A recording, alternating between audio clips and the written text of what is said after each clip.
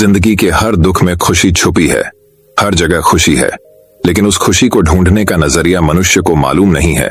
वह नजरिया कौन सा है जिससे हर मनुष्य, चाहे अमीर हो या गरीब, हर समय खुश रह सकता है? तो इस नजरिए के पीछे का एक रहस्य हम आज के इस वीडियो में कहानियों के माध्यम से जानेंगे। तो बिना देर किए चलिए उन कहानियों की शुरुआत करते हैं। पहली कहानी, खुश रहने का रहस्य। बहुत समय पहले की बात है। एक गांव में एक महात्मा रहते थे। आसपास के गांवों के लोग अपनी समस्याओं और परेशानियों के समाधान के लिए महात्मा के पास जाते थे और संत उनकी समस्याओं परेशानियों को दूर करके उनका मार्गदर्शन करते थे। एक दिन एक व्यक्ति ने महात्मा से पूछा, गुरुवर, संसार में खुश रहने का रहस्य क्या है? महात्मा ने उससे कहा कि तुम मेरे साथ जंगल में चलो, मैं तुम्हें खुश रहने का रहस्य बताता हूं। उसके बाद महात्मा और वह व्यक्ति जंगल की तरफ चल दिए। रास्ते में चलते हुए महात्मा ने एक बड़ा सा पत्थर उठाया और उस व्यक्ति को देते हुए कहा कि इसे पकड़ ढो और चलो। उस व्यक्ति ने वह पत्थर लिया और वह महात्मा के साथ साथ चलने लगा। कुछ देर बाद उस व्यक्ति के हाथ में दर्द होने लगा, लेकिन वह चुप रहा और चलता रहा। जब चलते चलते बहुत समय बीत गया और उस व्यक्ति से दर्द सहा नहीं गया, तो उसने महात्मा से कहा कि उसे बहुत दर्द हो रहा है। महात्मा ने कहा कि इस पत्थर को नीचे रख दो। पत्थर को नीचे रखते ही उस व्यक्ति को बड़ी राहत मिली। तब महात्मा ने उससे पूछा, जब तुमने पत्थर को अपने हाथ में उठा रखा था तब तुम्हें कैसा लग रहा था? उस व्यक्ति ने कहा, शुरू में दर्द कम था तो मेरा ध्यान आप पर ज्यादा था, पत्थर पर कम था। लेकिन जैसे जैसे दर्द बढ़ता गया मेरा ध्यान आप पर से कम होने लगा और पत्थर पर ज्यादा होने लगा, और एक समय मेरा पूरा ध्यान पत्थर पर आ गया और मैं इससे अलग कुछ नहीं सोच पा रहा था। तब महात्मा ने उससे दोबारा पूछा, जब तुमने पत्थर को नीचे रखा तब तुम्हें कैसा महसूस हुआ? इस पर उस व्यक्ति ने कहा, पत्थर नीचे रखते ही मुझे बहुत राहत महसूस हुई और खुशी भी महसूस हुई। तब महात्मा ने कहा कि यही है खुश रहने का रहस्य। इस पर वह व्यक्ति बोला, गुरुवर, मैं कुछ समझा नहीं।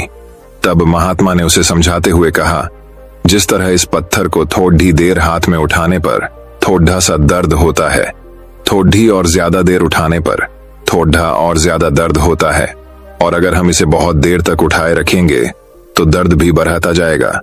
उसी तरह हम दुखों के बोझ को जितने ज्यादा समय तक उठाए रखेंगे हम उतने ही दुखी और निराश रहेंगे।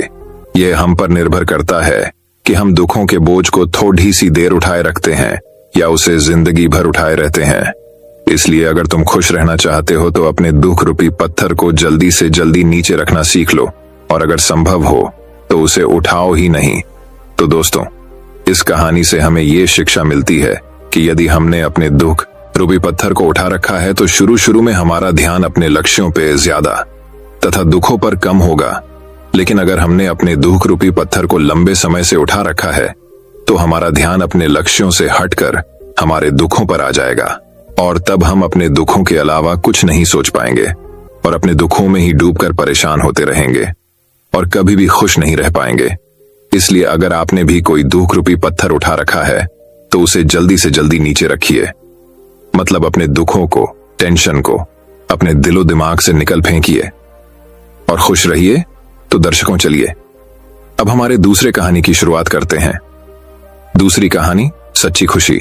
दोस्तों, चाहे आप 100 सालों तक की लंबी जिंदगी जी लो, लेकिन आपको जो सबसे ज्यादा समय याद रहेगा या आपने जिस दौर में खुलकर जिंदगी जी होगी वह दौर होगा बचपन का। बचपन में भी आपका स्कूल टाइम आपको मरते दम तक नहीं भूलता है। यही वो टाइम होता है जब हम अपने जीवन में सबसे ज्यादा खुश होते हैं, सबसे ज्यादा सीख पाते हैं।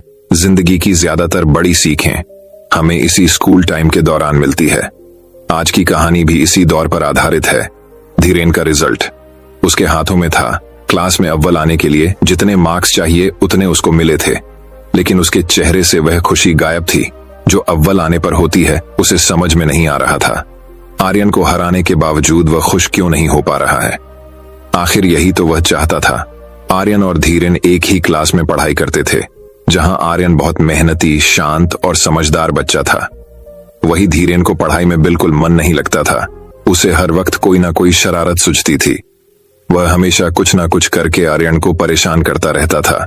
उसे लगता था अगर आर्यन को किसी तरह पढ़ाई से दूर रखा जाए और परेशान किया जाए तो वह भी अच्छे नंबर नहीं ला पाएगा। और इस तरह वह भी उसकी तरह ही कम नंबर आने वाले लड़कों में शामिल हो जाएगा। अपनी इस शरारती सोच को सच करने के लिए धीरेन आए दिन कुछ न कुछ गड़बड़ियां कर आर्यन को मुसीबत में डाल देता। एक बार उसने आर्यन की होमवर्क की हुई नोटबुक उसके बस्ते से निकाल ली, ताकि जब टीचर उससे होमवर्क मांगे तो वह असहज हो जाए और उसे डांट खानी पड़े। हुआ भी उसी के अनुसार उस दिन टीचर ने होमवर्क ना करने के लिए आर्यन को बहुत डांट लगाई। ये डांट जैसे धीरेन को अपना जीता हुआ कोई मेडल मालूम हो रही थी। वह आर्यन को परेशानी में डालकर मंद मंद मुस्कुरा रहा था, लेकिन आर्यन इतनी जल्दी हार मानने वालों में से नहीं था। वह तुरंत इस घटना को भूल गया और फिर से अपने अभ्यास में लग गया। लेकिन धीरेन को चैन कहां पड़ने वाला था। वह भी लगातार अपनी शरारतें और आर्यन के खिलाफ शैतानियां करने से पीछे नहीं हटता था। कभी उसका बस्ता छुपा देता, कभी उसका टिफिन खा लेता, कभी उसके जूते फेंक देता, और पता नहीं क्या क्या करके वह आर्यन को हमेशा ऐसी सिचुएशन में डालने का प्रयास करता जिससे उसका ध्यान पढ़ाई से भटक जाए। इन शैतानियों में अब क्लास के बाकी के शैतान बच्चे भी उसका साथ देते।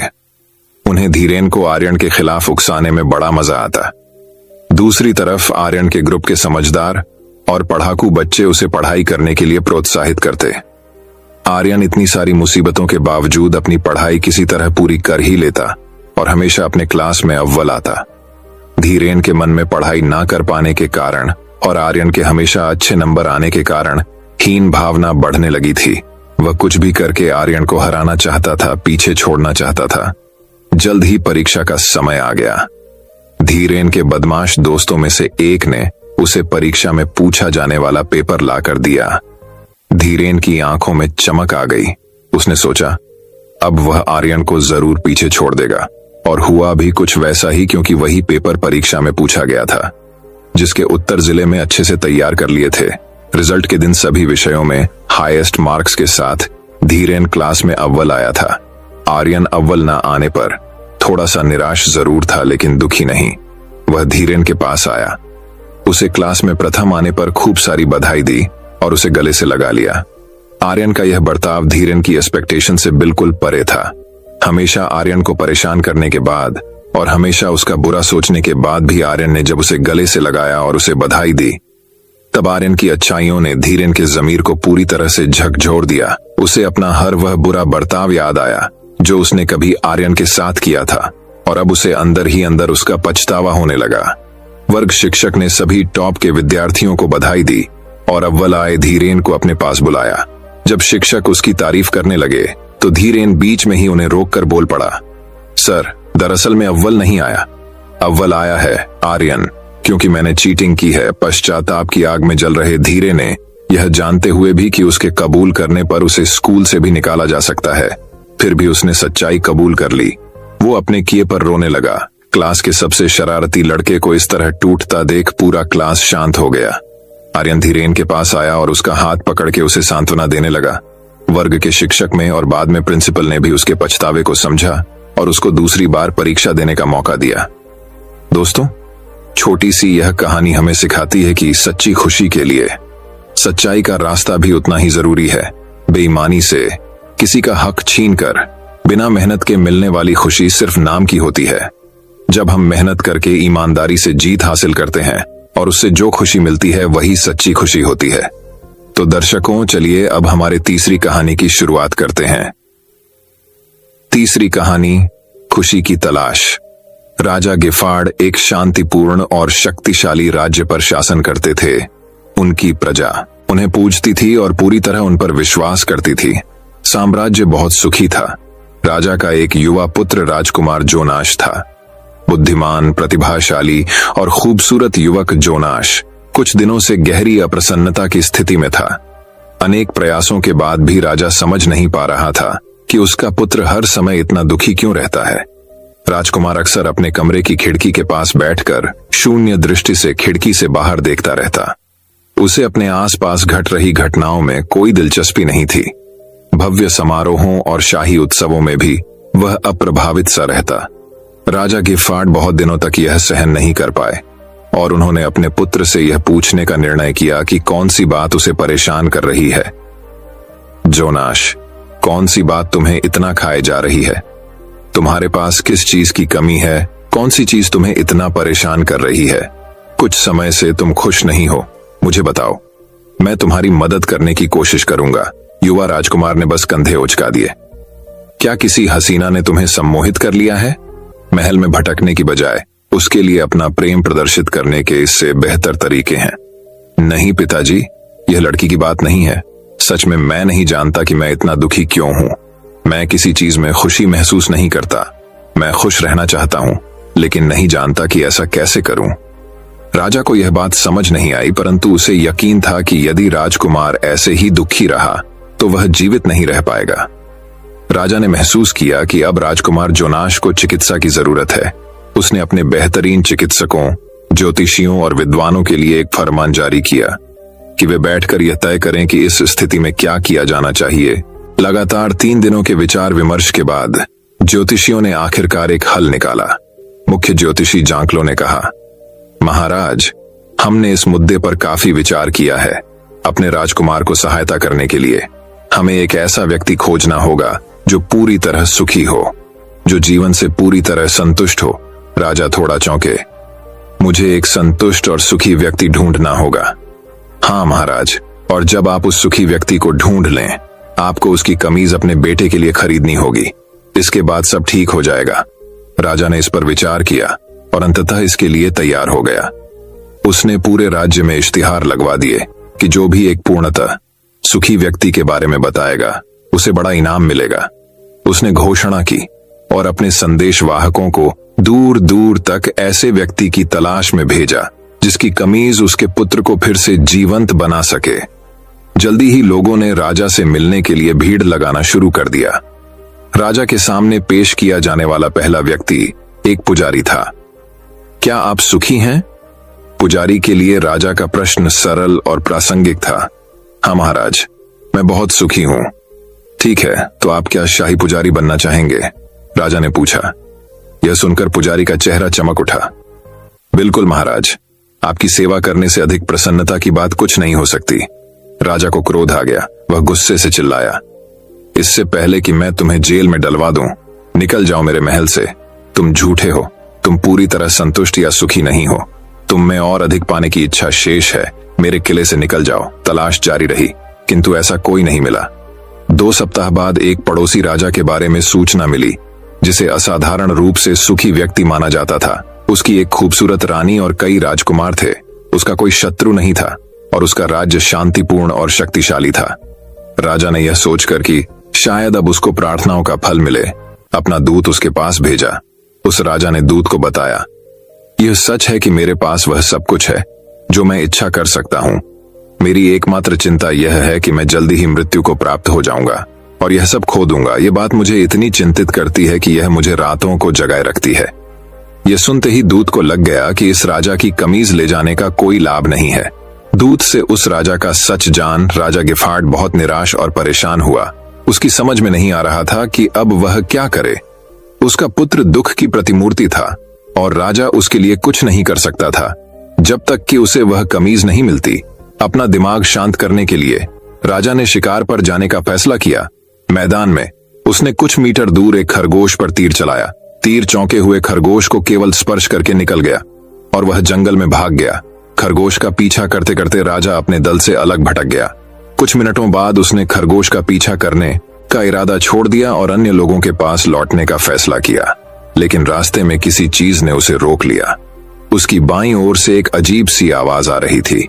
जब वह आवाज के पास पहुंचा तो राजा को पता चला कि कोई सीटी बजा रहा था। उसके सामने सरकंडों के बीच एक खूबसूरत युवक लेटा हुआ था। वह युवक पीठ के बल लेटा हुआ आसमान में तैरते बादलों को निहार रहा था। हे युवक, सुनो, क्या तुम देश के राजा के व्यक्तिगत सलाहकार के पद पर नियुक्त होना चाहोगे? राजा ने पूछा। मैं सलाहकार?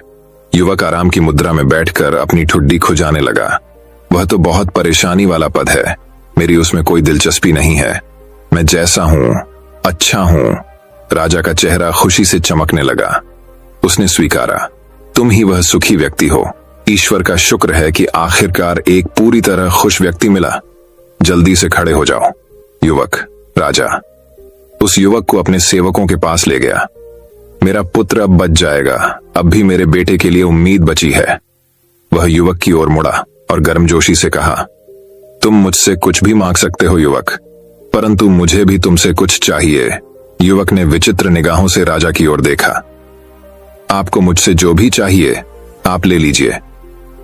महाराज, मेरा पुत्र जोनाश मर रहा है और सिर्फ तुम ही उसे बचा सकते हो। यदि मैं तुम्हारी कमीज उसे पहना दूं तो वह बच जाएगा। तुम थोड़ा मेरे समीप आओ। राजा ने मुस्कुराते हुए युवक के कंधे थपथपाए और उसकी कमीज के बटन खोलने के लिए हाथ आगे बढ़ाए। फिर अचानक रुक गया। उसके हाथ नीचे आ गए। सूखी व्यक्ति ने कमीज ही नहीं पहनी हुई थी। राजा को एहसास हो गया कि असली खुशी किसी और से खरीदी नहीं जा सकती। अपने सामने खड़े युवक को, जिसका जीवन उसके पुत्र के जीवन से बहुत अलग था, देखते हुए राजा ने महसूस किया कि असली संतोष और खुशी अंदर से आती है और उसका इससे कोई लेना देना नहीं है कि हमारे पास कितना धन है। तो दर्शकों, चलिए अब हमारे चौथी कहानी की शुरुआत करते हैं। चौथी कहानी गौतम बुद्ध की प्रेरक कहानी, पुष्प के बदले शरण। एक बार की बात है जब गौतम बुद्ध जी मगध राज्य के एक गांव में ठहरे हुए थे। गांव से थोड़ा बाहर एक मोची अपने परिवार के साथ रहता था। उस मोची के घर के पास एक तालाब था। एक दिन रोज की तरह सुबह मोची तालाब किनारे पानी लेने गया। वहां उसने तालाब में एक बहुत ही अद्भुत पुष्प देखा। वह पुष्प देखने में बहुत ही सुंदर था और चमत्कारिक भी प्रतीत हो रहा था। मोची ने तुरंत ही अपनी पत्नी को बुलाया और वह पुष्प उसे दिखाया। मोची की पत्नी आध्यात्मिक और धर्म में आस्था रखने वाली थी। वह पुष्प को देखते ही समझ गई कि जरूर कल यहाँ से गौतम बुद्ध जी गुजरे होंगे। उन्हीं के प्रताप से यह पुष्प खिला है। पुष्प को चमत्कारिक मानकर मोची ने एक योजना बनाई। उसने अपनी योजना के बारे में पत्नी को बताया कि वह इस पुष्प को राजा को देगा और उनसे खूब सारी स्वर्ण मुद्राएं लेगा। उसकी पत्नी ने भी सोचा कि यह पुष्प उनके किसी काम का नहीं है, इसे राजा को ही दे दो, कम से कम कुछ कमाई तो होगी। पत्नी की सहमति के बाद मोची राजमहल की ओर निकल गया। राजमहल के रास्ते में उसे एक व्यापारी मिलता है। मोची के हाथ में पुष्प देखकर वह रुक जाता है। वह मोची से पूछता है कि भाई, ये पुष्प लेकर कहां जा रहे हो? मोची कहता है कि मैं यह पुष्प लेकर राजा के पास जा रहा हूं। इसे राजा को भेंट करके मैं राजा से मुंह मांगा इनाम लूंगा। व्यापारी ने मोची को प्रस्ताव दिया कि तुम ये पुष्प मुझे दे दो, बदले में मैं तुम्हें 100 स्वर्ण मुद्राएं दूंगा। मोची सोच में पड़ीडीएच गया। उसने सोचा कि जब व्यापारी इस पुष्प के लिए 100 स्वर्ण मुद्राएं दे रहा है तो राजा तो और ज्यादा देगा। यही सोचते हुए उसने व्यापारी को पुष्प देने से मना कर दिया। थोड़ा आगे चला ही था कि उसे रास्ते में राजा आते हुए नजर आए, जो गौतम बुद्ध के दर्शन के लिए जा रहे थे। राजा भी मोची के हाथ में वो दिव्य पुष्प देखकर अचंभित हो गए। राजा ने मोची को पुष्प के बदले 1000 स्वर्ण मुद्राएं देने के लिए कहा। यह सुनते ही मोची के मन में एक अजीब सी चेतना आई और वह राजा को पुष्प न देकर दौड़ता हुआ सीधे महात्मा बुद्ध के पास जा पहुंचा। महात्मा बुद्ध जी मोची को देखकर हैरत में पड़ीडीएच गए। उन्होंने मोची से पूछा तो मोची ने उन्हें सारी बात बताई। इसके बाद मोची ने वह पुष्प महात्मा गौतम बुद्ध के चरणों में अर्पित किया और उनसे कहा कि पहले तो मेरे मन में पुष्प को देखकर लालच आ गया था, लेकिन अब मैं समझ गया हूं कि जिसकी छाया पड़े डाचने से ही एक पुष्प इतना दिव्य हो गया हो, अगर उसकी शरण में मैं चला जाऊं तो मेरा जीवन भी धन्य हो जाएगा। इसके बाद वह आजीवन महात्मा गौतम बुद्ध का शिष्य बनकर रहा। कहानी से सीख। इस कहानी ने हमें सिखाया कि हमारी जिंदगी में हमें बहुत सी चीजें अपनी तरफ आकर्षित करती हैं, लेकिन हमें उनके लालच में न फंसकर अपने ज्ञान का प्रयोग करके जीवन में सही राह को चुनना चाहिए। तो दर्शकों, चलिए अब हमारे 5वीं कहानी की शुरुआत करते हैं। 5वीं कहानी सबसे खुश पक्षी। एक कौवा एक वन में रहा करता था। उसे कोई कष्ट नहीं था और वह अपने जीवन से पूरी तरह संतुष्ट था। एक दिन उड़ते हुए वह एक सरोवर के किनारे पहुंचा। वहां उसने एक उजले सफेद हंस को तैरते हुए देखा। उसे देखकर वह सोचने लगा, यह हंस कितना सौभाग्यशाली है जो इतना सफेद और सुंदर है। इधर मुझे देखो, मैं कितना काला और बदसूरत हूं। यह हंस अवश्य इस दुनिया का सबसे खुश पक्षी होगा। वह हंस के पास गया और अपने मन की बात उसे बता दी। सुनकर हंस बोला, नहीं मित्र, वास्तव में ऐसा नहीं है। पहले मैं भी सोचा करता था कि मैं इस दुनिया का सबसे सुंदर पक्षी हूं, इसलिए बहुत सुखी और खुश था। लेकिन एक दिन मैंने तोते को देखा जिसके पास 2 रंगों की अनोखी छटा है। उसके बाद से मुझे यकीन है कि वही दुनिया का सबसे सुंदर और खुश पक्षी है। हंस की बात सुनने के बाद कौवा तोते के पास गया और उससे पूछा कि क्या वह दुनिया का सबसे खुश पक्षी है। तोते ने उत्तर दिया, मैं बहुत ही खुशगवार जीवन व्यतीत कर रहा था जब तक मैंने मोर को नहीं देखा था, किंतु अब मुझे लगता है कि मोर से सुंदर तो कोई हो ही नहीं सकता, इसलिए वही दुनिया का सबसे सुखी और खुश पक्षी है। इसके बाद कौवा मोर की खोज में निकला। उड़ते वो एक चिड़िया घर पहुंचा। वहां उसने देखा कि मोर एक पिंजरे में बंद है और उसे देखने के लिए बहुत सारे लोग जमा हैं। सभी मोर की बहुत सराहना कर रहे थे। सबके जाने के बाद कौवा मोर के पास गया और उससे बोला, तुम कितने सौभाग्यशाली हो जो तुम्हारी सुंदरता के कारण हर रोज हजारों लोग तुम्हें देखने आते हैं। मुझे तो लोग अपने आसपास भी भटकने नहीं देते और देखते ही भगा देते हैं। तुम इस दुनिया के सबसे खुश पक्षी हो ना। कौवे की बात सुनकर मोर उदास हो गया। वह बोला, मित्र, मुझे भी अपनी सुंदरता पर बद्धा गुमान था। मैं सोचा करता था कि मैं इस दुनिया का क्या बल्कि इस पूरे ब्रह्मांड का सबसे सुंदर पक्षी हूं, इसलिए खुश भी बहुत था। लेकिन मेरी यही सुंदरता मेरी शत्रु बन गई है और मैं इस चिड़िया घर में बंद हूं। यहां आने के बाद, इस पूरे चिड़िया घर का अच्छी तरह मुआयना करने के बाद मैं इस नतीजे पर पहुंचा हूं कि कौवा ही एक ऐसा पक्षी है जो यहां कैद नहीं है। इसलिए पिछले कुछ दिनों से मैं सोचने लगा हूं कि काश मैं कौवा होता तो कम से कम आजादी से बाहर घूम सकता और तब मैं इस दुनिया का सबसे सुखी और खुश पक्षी होता। सीख, हम हमेशा दूसरों को देखकर व्यर्थ ही स्वयं की तुलना उनसे करने लगते हैं और दुखी हो जाते हैं। भगवान ने सबको अलग बनाया है और अलग गुण दिए हैं। हम उसका महत्व नहीं समझते और दुख के चक्र में फंस जाते हैं। इसलिए दूसरों के पास जो है उसे देखकर जलने की बजाय हमें हमारे पास जो है उसके साथ खुश रहना सीखना चाहिए। खुशी बाहर ढूंढने से नहीं मिलती, वह तो हमारे अंदर ही छिपी हुई होती है। तो दर्शकों, चलिए अब हमारे छठी कहानी की शुरुआत करते हैं। छठी कहानी। एक शहर में एक धनवान व्यक्ति रहता था। वह बहुत बड़ा व्यवसायी था और उसके पास किसी भी वस्तु की कमी नहीं थी, लेकिन फिर भी वह हमेशा चिंतित और बेचैन रहता था। एक दिन वह एक गांव में आरशी से मिलने उनके आश्रम गया। उस व्यक्ति ने अपनी समस्या आरशी को बताई कि उसके पास किसी भी वस्तु की कोई कमी नहीं है, लेकिन फिर भी वह हमेशा चिंतित रहता है। आरशी ने उसकी समस्या सुनकर कहा, तुम कल आना, मैं तुम्हें खुश और चिंता मुक्त रहने का तरीका बताऊंगा। वह व्यक्ति दूसरे दिन उसी समय आरशी के आश्रम पहुंच गया। उसने देखा कि आरशी अपने आश्रम के बाहर कुछ ढूंढ रहे थे। उस व्यक्ति ने कहा, गुरुवर, आप क्या ढूंढ रहे हैं? क्या मैं आपकी मदद कर सकता हूं? आरशी ने कहा, मैं अपनी अंगूठी ढूंढ रहा हूं जो खो गई है। ये सुनकर वह व्यक्ति भी आरशी के साथ उनकी अंगूठी ढूंढने में लग गया। काफी देर तक खोजने के बाद भी अंगूठी नहीं मिली तो उस व्यक्ति ने आरशी से पूछा, आपकी अंगूठी कहां पर गिरी थी? आरशी ने कहा, मेरी अंगूठी आश्रम की कुटिया में गिरी थी, लेकिन वहां काफी अंधेरा है, इसीलिए मैं अंगूठी यह पर आश्रम के बाहर ढूंढ रहा हूं। व्यक्ति ने आश्चर्य से पूछा, जब आपकी अंगूठी कुटिया में गिरी थी तो आप यहां बाहर क्यों ढूंढ रहे हैं? गुरु ने कहा, यही तुम्हारी समस्या का हल है। खुशी तुम्हारे अंदर है, लेकिन तुम उसे पैसे और बाहरी वस्तुओं में ढूंढ रहे हो।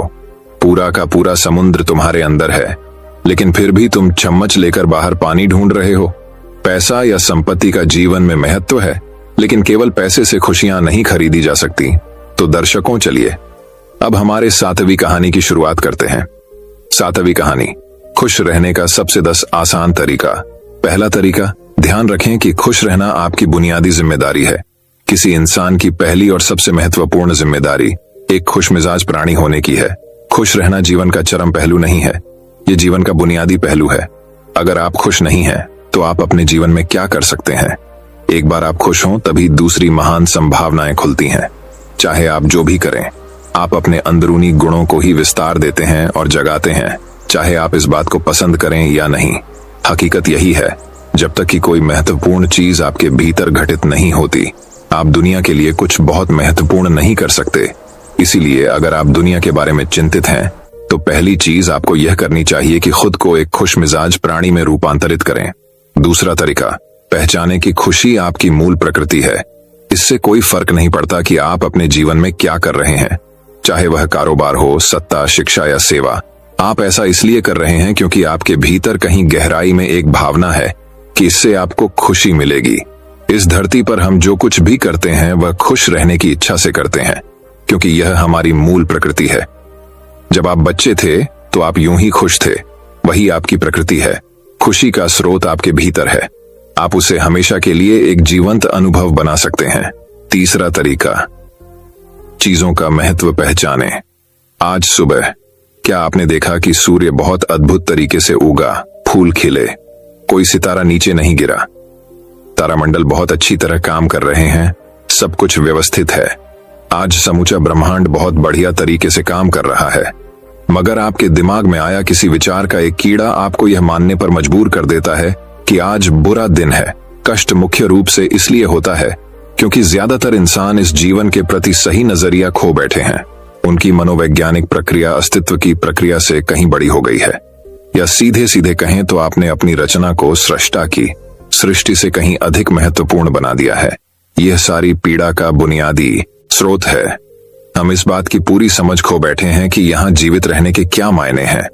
आपके दिमाग में आया कोई विचार या आपके मन की कोई भावना फिलहाल आपके अनुभव की प्रकृति को तय करती है, और यह भी हो सकता है कि आपके विचार और भावना का आपके जीवन की सीमित हकीकत से कोई लेना देना न हो। पूरी सृष्टि बहुत बढ़िया तरीके से घटित हो रही है, मगर सिर्फ एक विचार या भावना सब कुछ नष्ट कर सकती है। चौथा तरीका, मन या दिमाग को उसके असली रूप में देखें। जिसे आप मेरा मन कहते हैं वह असल में आपका नहीं है, आपका अपना कोई मन नहीं है। कृपया इस पर ध्यान दें। जिसे आप मेरा मन कहते हैं वह बस समाज का कूड़ेदान है। कोई भी और हर कोई जो आपके पास से गुजरता है वह आपके दिमाग में कुछ न कुछ डाल जाता है। आप वाकई यह चुन नहीं सकते कि किससे आपको चीजें ग्रहण करनी है और किससे नहीं करनी। अगर आप कहते हैं बे मुझे यह व्यक्ति पसंद नहीं है, तो आप किसी भी और से ज्यादा उस इंसान से ग्रहण करेंगे। आपके पास कोई चारा नहीं है। अगर आपको इस बात की जानकारी हो कि उसे ठीक करके कैसे इस्तेमाल करना है, तो यह कूड़ेदान उपयोगी हो सकता है। असर और जानकारी का यह ढेर जो आपने जमा किया है वह सिर्फ दुनिया में जीवित रहने के लिए उपयोगी है। आप कौन हैं, इससे उसका कोई संबंध नहीं है। पांचवा तरीका, मन से अपने बुनियादी अस्तित्व की ओर बढ़े। जब हम किसी आध्यात्मिक प्रक्रिया की बात करते हैं तो हम मन से अपने बुनियादी अस्तित्व की ओर जाने की बात करते हैं। जीवन का संबंध इस सृष्टि से है जो यहाँ मौजूद है। उसे पूरी तरह जानना और उसके असली रूप में उसका अनुभव करना, अपने मन मुताबिक उसे विकृत न करना ही जीवन है। अगर आप अस्तित्व की हकीकत की ओर बढ़ना चाहते हैं तो सरल शब्दों में आपको बस इस बात का ध्यान रखना होगा कि जो आप सोचते हैं वह महत्वपूर्ण नहीं है, जो आप महसूस करते हैं वह महत्वपूर्ण नहीं है। आप जो सोचते हैं उसका हकीकत से कोई लेना देना नहीं है, उसका जीवन के लिए कोई बड़ा महत्व नहीं है। मन बस उन फालतू चीजों में उलझा रहता है जो आपने कहीं और से इकट्ठा किया है। अगर आपको वह महत्वपूर्ण लगता है तो आप कभी उसके परे नहीं देख पाएंगे। आपका ध्यान स्वाभाविक रूप से उस दिशा में जाता है जिसे आप महत्वपूर्ण मानते हैं। अगर आपके विचार और आपकी भावनाएं आपके लिए अहम हैं, तो स्वाभाविक रूप से आपका सारा ध्यान वहीं होगा। मगर यह सिर्फ एक मनोवैज्ञानिक हकीकत है। इसका अस्तित्व में मौजूद चीजों से कोई लेना देना नहीं है। कष्ट हम पर बरसाया नहीं जाता, उसे पैदा किया जाता है, और उसे बनाने वाला कारखाना आपके मन में है। अब इस कारखाने को बंद करने का समय है। छठा तरीका, पाने की कोशिश न करें, अभिव्यक्त करना शुरू करें। आज हम इतने जोर शोर से खुशी की तलाश कर रहे हैं कि धरती का जीवन ही खतरे में पड़ गया है। खुशी की तलाश में न रहें, दुनिया में अपनी खुशी को अभिव्यक्त करना जानें। अगर आप मुड़कर अपने जीवन को देखें तो आपके जीवन के सबसे खूबसूरत पल वे थे जब आप अपनी खुशी को अभिव्यक्त कर रहे थे, न कि जब आप उसकी तलाश कर रहे थे। जो आप बचाते हैं वह कभी आपका गुण नहीं होगा, जो आप फैलाते हैं, जो आप बिखेरते हैं, वह आपका गुण होगा। अगर आप अपनी खुशी को बचा बचा कर रखेंगे तो जीवन के अंत में कोई ऐसा नहीं कहेगा उसने अपने अंदर खुशी का एक एक अंश बचा कर रखा, वह बहुत खुशी के साथ मरा। वे कहेंगे यह भयानक प्राणी अपनी जिंदगी में कभी मुस्कुराया तक नहीं।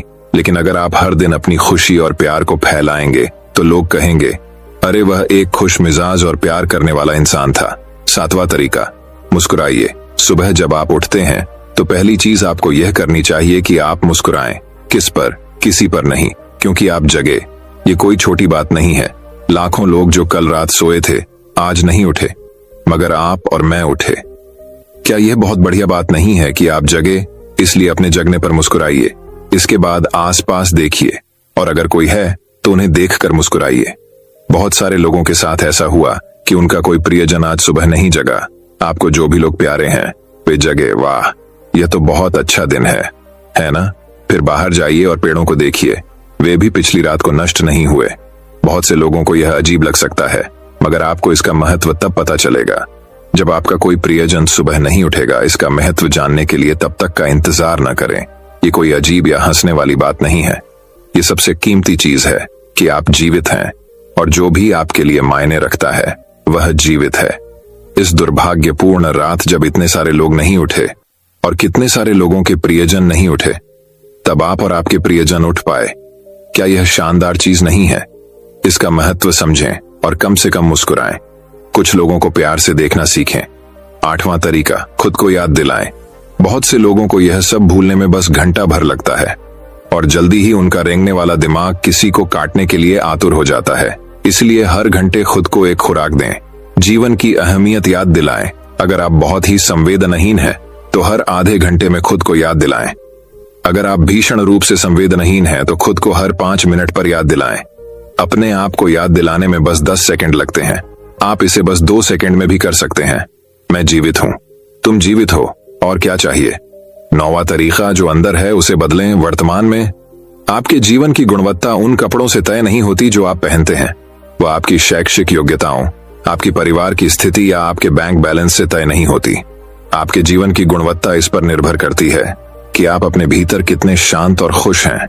निश्चित रूप से जिसे भोजन नहीं मिलता और जिसके पास जीवित रहने के लिए जरूरी बुनियादी चीजों की कमी है, वह शारीरिक रूप से बहुत कष्ट में होगा। इस पर ध्यान दिए जाने की जरूरत है। ऐसे लोगों के लिए हमें उन बुनियादी चीजों की व्यवस्था करनी होगी, मगर बाकियों के लिए उनकी जरूरतें एक अंतहीन सूची है। आपको लगता है कि कार चला रहा आदमी सड़क पर पैदल चल रहे आदमी से ज्यादा खुश है। नहीं, आपके पास क्या है उससे यह तय नहीं होता। यह इस पर निर्भर करता है कि वे उस समय कैसा महसूस कर रहे हैं। 10वां तरीका, दूसरों से तुलना करना छोड़ दें। ज्यादातर लोग इसलिए दुखी नहीं होते क्योंकि उनके पास किसी चीज की कमी होती है। वे दुखी इसलिए होते हैं क्योंकि वे खुद की तुलना किसी और से करते हैं। आप एक मोटर बाइक चला रहे हैं, आप किसी को मर्सिडीज चलाते देखते हैं और खुद को दुखी कर लेते हैं। साइकिल पर चलने वाला कोई व्यक्ति आपको मोटर बाइक पर देखता है और यह उसके लिए लिमोसीन है। पैदल चलता कोई व्यक्ति साइकिल को देखकर सोचता है, अरे वाह, अगर मेरे पास सिर्फ यह साइकिल होती तो मैं अपनी जिंदगी में क्या क्या कर लेता। ये एक बेवकूफाना खेल है जो चलता रहता है। जो लोग खुश रहने के लिए बाहरी हालात पर निर्भर रहते हैं, वे कभी अपनी जिंदगी में सच्ची खुशी नहीं महसूस कर पाएंगे। निश्चित रूप से अब समय है कि हम अपने अंदर झांकें और देखें कि हम किस तरह खुशहाली में रह सकते हैं। जीवन के अपने अनुभव से आप साफ साफ देख सकते हैं कि सच्ची खुशी आपको तभी मिलती है जब आपके अंतर्मन में बदलाव आता है। जब आप खुश होने के लिए बाहरी स्थितियों पर निर्भर होते हैं, तो आपको समझना चाहिए कि बाहरी हालात कभी भी 100% आपके अनुकूल नहीं होते। जब यह हकीकत है, तो कम से कम इस एक इंसान यानी कि आप को उस तरह रहना चाहिए जैसे आप रहना चाहते हैं। अगर आप अपने अंदर उस तरह होते हैं जिस रूप में आप खुद को रखना चाहते हैं, तो आप कुदरती तौर पर खुश होंगे। ये कोई ऐसी चीज नहीं है जिसे आपको खोजना पड़े। अगर आप अपनी मूल प्रकृति में वापस चले जाते हैं, तो आप सिर्फ खुश ही रहेंगे। दोस्तों, मैं उम्मीद करता हूं कि यह कहानी सुनने से आपके जीवन में अच्छे बदलाव आए होंगे। आपको इस वीडियो से क्या सीखने मिला, ये कमेंट करके जरूर बताएं, और अपने परिवार, दोस्तों या आपके करीबी इंसान के साथ ये कहानी शेयर करके उन्हें भी इस ज्ञान से परिचित करवाएं।